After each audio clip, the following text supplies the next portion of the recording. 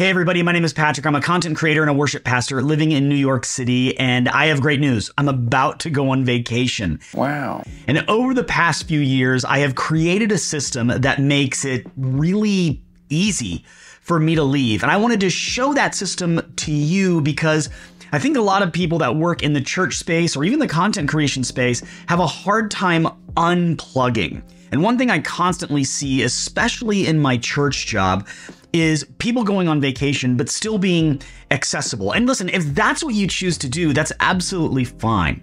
But a lot of times there's this feeling of guilt or shame that I'm leaving people behind, so I need to be constantly available to help them if any issue arises. And I gotta be honest with you, when I leave for vacation, over the past few years, it's kind of become a joke that I'll look at all the people I work with who are also my friends, and I'll say, for the next couple of weeks, I don't know any of you people. Obviously, if you need me for something or you just want to chat, reach out, but unless there's an emergency, I'm not working. I'll be reachable, but I'm not going to be on Slack. I'm not going to be in my email. I might be in my personal email or my side hustle email, but I'm not going to be in my work email. So enjoy, because I have given you everything you need to get everything done that I would normally get done while I'm gone without me. So let me dive in and show you how I've made this process easy for myself.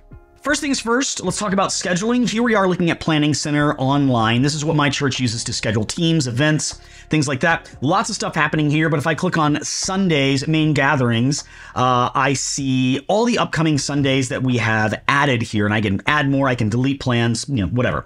But I'll see this little button here that says Matrix. And I love this Matrix view because it shows me several weeks at a time, and I can kind of see where everybody is, make sure people are getting rest and not, serving or volunteering too much. It also allows me to see all the elements for those weeks.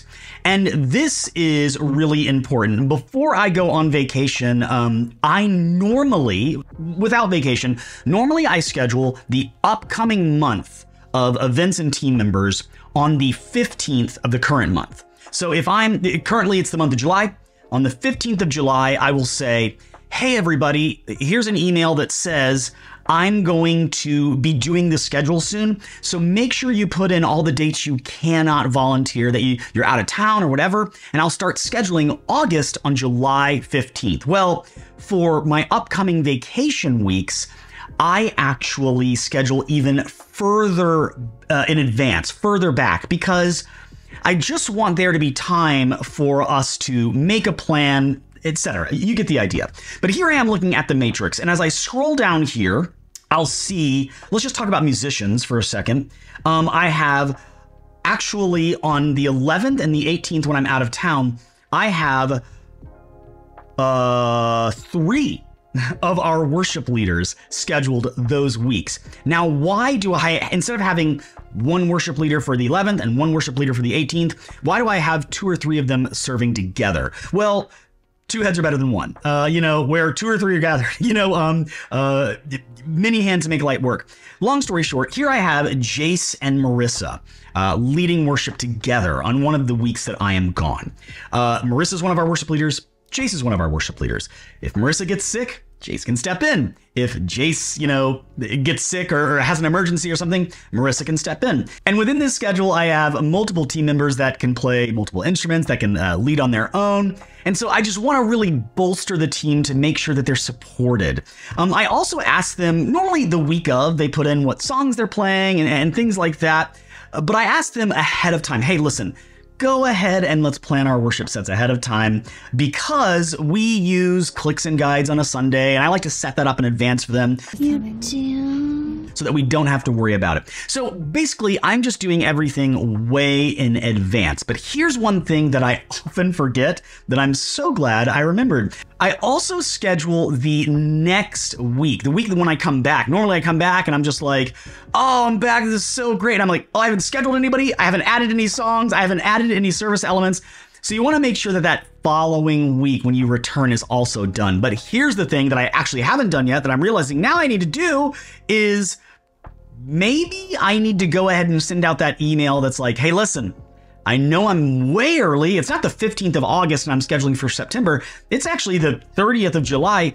Go ahead and put in, I know this might change, but go ahead and put any dates in that you know you're not going to be around, because I'm going to go ahead and try to start getting the schedule ready for September, because I'm going to come back and it's going to be a whirlwind coming right back in, leading on the 25th, and then going, oh, I didn't do the schedule for September. It could be hazardous, could be a disaster. So I want to make sure I'm looking ahead, not only the weeks I'm going to be gone, but even after that for when I return. Now, speaking of communication, I also don't want to have 100 individual conversations trying to remember what I've told everyone about when I'm gone, because I'm the worship pastor here. I wear a lot of hats. I'm in charge of audio and video. I'm in charge of everything that is happening on stage. I'm in charge of scheduling team members for multiple teams. I'm in charge of the worship and the set list and things like that. And I have some amazing people that work alongside me, but most of them are volunteers. So I never want the volunteers to feel like, hey, this is your job now. I want to support them as much as possible. So communication is key. And instead of like trying to track down a bunch of people, I send these really detailed emails out and say, listen, I know everybody hates email, but go ahead and read this one because it's going to be important. So let me just kind of show you a peek of what I send out. So here is a shorter email that just says unlocking the doors. I realize that some of the worship leaders are going to be the first ones showing up to kind of get things ready. And I have let them know, like, hey, I've already got a door code for you because we've got a digital system that lets people in. And make sure you look at this. It says look at this photo below to ensure you know how to unlock the main doors once you get into our space. And I'm going to take a photo of where the key is that they grabbed to unlock those doors. Short email there, right? But important.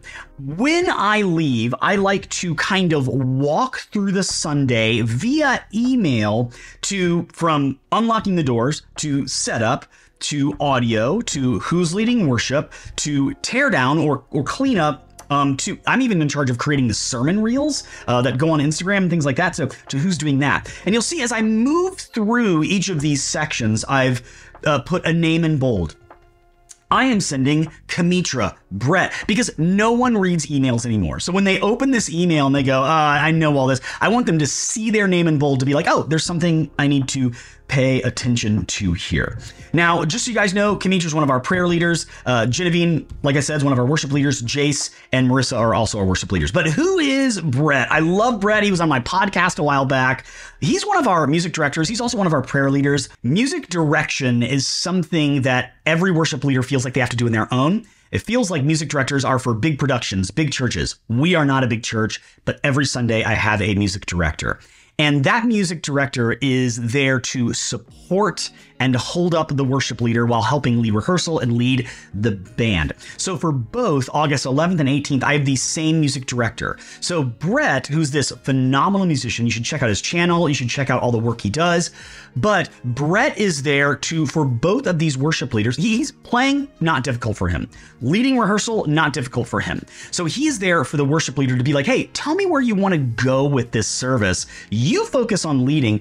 I'll lead the band. I'll help you lead the band and accomplish whatever goal you feel like you want to accomplish. Or, you've met with the Lord about your worship set. You have prayed about this. You're going to go out there and execute, and you're going to lead the people. I'm going to support you. So I scheduled the same music director for both the 11th and the 18th when I'm gone. But I also want you to know that here is Dale.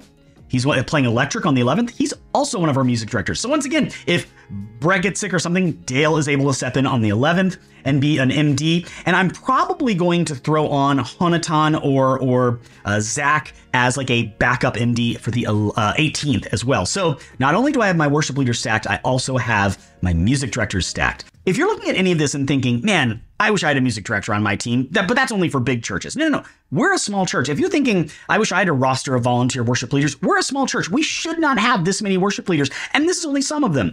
And if you're thinking, I want to implement that at my church, you can, and I want to help you. Visit iampatrickmurphy.com/courses, because I have some low cost courses that are going to help you with this. And I'm actually in the process of creating more. And the first 10 people that comment on this video with the word course, I am giving them a significant discount in addition to the already low-cost courses that you can utilize whenever you want. So comment course down below. I've got some stuff that's really gonna help you out. Let's get back into this communication. This 2-minute video shows you exactly how to get things up and running. Instead of having meeting after meeting after meeting, I have harnessed the power of video in my recent ministry and pastoring and team building journey to make people aware of how they can get things done efficiently without having to have 1,000 meetings or trainings to learn how to do so. So can I just really quickly show you what that looks like? I don't know why I asked. You're watching my video. I'm going to show you. So here I am looking at our church's YouTube channel. So on this channel, you're going to see things like just sermon videos and songs we've sent out. But you're also going to see a ton of unlisted videos like this one, Wellspring Audio Inputs and Outputs. I create videos like this all the time. They look good, they sound good, and they're also normally pretty short, 2, 3, 5 minutes that allow people to see really quickly how to get something done in church. So even something that's like kind of technically advanced that they might be going, I don't know how to do this, and here I am, I'm by myself. So throughout this email, I've added, watch this 2-minute video, watch this 5-minute video. I've also added this bullet point here that says this diagram shows you our most commonly used stage plot. So I'm creating a PDF that I'm going to link to this diagram that shows how our stage should be set up, because I know while I'm gone, they're going to need to strike the stage a few times for some events happening throughout the week. I've even added, please watch this quick video to ensure that playback is set up correctly for your rehearsal/worship set. And like I said, when someone clicks on this 2-minute video, shows you how to, whatever, it pops over to our YouTube page where I have unlisted videos that again are really short, 2 to 5 minutes, or maybe they're a bit longer, that give these people the technical details they need to accomplish a task. Let me just show you one really quickly. Here's one called Wellspring Audio Inputs and Outputs. I'm just gonna hop over to YouTube to watch it real quick. Hey there, I just wanted to take a quick minute to walk through how you get audio to come out of the main speakers at Wellspring. And now, since this is a bit technical, you can see there it's about an 8 or 9 minute video. But once someone watches this once or twice, they're like, okay, great. You can accomplish so much by, instead of trying to, again, have meeting after meeting after meeting after meeting, instead, you can have videos that people can reference whenever they need, that you can update at any time, that live on your YouTube channel for absolutely free, or the Google Drive or whatever, and people can access those to get the information they need. So this is a vital resource. I use this for onboarding team members, and believe me, I'm not sitting behind a desk just away from the world, never talking to a team member. I pastor my team. But if I want to get information out quickly and easily, this is one of the best ways to do it. One of the last things we should do in our communication aspect of this whole process is create some sort of an out-of-office reply, or vacation response, as it's called, or responder, as it's called in Gmail here. And this is where you just say, hey, I'm not around, but don't forget to add in some sort of an email address or a contact that people can reach out to in case they truly need to get a hold of somebody for something. Now I put in here hello@blah-blah-blah.com because I don't want any of you sneaky sneaks getting my church's email address. I'm not about that. Not about that life. So you've been warned. I don't know where I'm going with that. I've talked a lot about massive platforms that help you communicate with your whole team, videos that anybody can watch to get the details they want. And, I'm trying to, I've said it multiple times, avoid these big meetings that happen over and over and over again. But I will say, when it comes to you leaving, especially a position at your church for an extended period of time, you want to make sure you do have a couple of personal conversations. Today, I'm meeting with my boss, which is a meeting that I initiated to say, hey, before I go, is there anything you want me to know? Any loose ends you need me to tie up before I go? And he was like, oh, thank you. Yes, I would love, he literally said, I would love to spend a few hours with you. Now, my boss is my friend, but I was like, oh, great. I'm glad I asked, because if I didn't, he's very organized and very good at his job. But what if the day before I left, my last work day in the office, he was like, hey, let's get together for a couple of hours. And I wanted to initiate that to make sure we have a lunch, to make sure I say like, hey, I know that I deserve this vacation and I'm, have acquired or accrued this vacation, but thank you for letting me do this. Thank you for making it possible. And what do you need me to do before I go? Just you initiate that conversation instead of your boss. The second thing is, I do have a few team members that I have personally reached out to be like, hey, listen, I've communicated the best I can, but if all else fails, would you mind picking up the ball here or there? And those people have said, you got it. Absolutely. So while these massive systems of communication are really, really helpful, you also want to have some of those personal conversations. You're not going to get away from them, unfortunately. And finally, my last thing that I want you to know is that before I leave, it looks like I don't even exist at this desk. Yeah, you're going to still see some of my gear here and some lights and things like that, but in this little office, it's going to be so clean and pristine that you would think I was never here. And I do that for the team because I don't want them to have to move around my gear while trying to do their jobs. And let me be clear, when I come back, yeah, there's some things that I kind of have to put back or whatever, but I want to make sure they have all the space they need while I'm gone. Not only am I exiting my job and taking a breath and a breather, but I want them to have a breather from me. And I'm sure having all this gear here is sometimes annoying. I know that because they've told me. And then backstage, the tech booth, places that I'm responsible for, I have made sure that those are pristine. As a matter of fact, I grabbed one of our directors and I grabbed my pastor yesterday and I said, hey, I just want you to know I cleaned up the backstage area if you just want to check it out. And they came back and they were like, whoa, this looks great. Now, when I return, I know it's going to be destroyed. Our next event that happens is going to destroy the backstage area. That's a constant project. But before I go, I want to make sure it looks top notch. I want to leave things better than I found them so that when I am gone, that they don't have much to worry about and everything is organized. Because there are those things that kind of like, I just know where they are so I can find them on a Sunday. I want things to be super organized for them so that they know where things are on a Sunday when I'm not around. And don't forget, I'm dropping hints like this on this YouTube channel all the time, as well as on my Instagram. So you're going to want to follow me there and you're going to want to subscribe here and you're going to want to comment below course to get a big discount on the courses I have at iampatrickmurphy.com. But before you go, you should watch this video too. You're going to like it.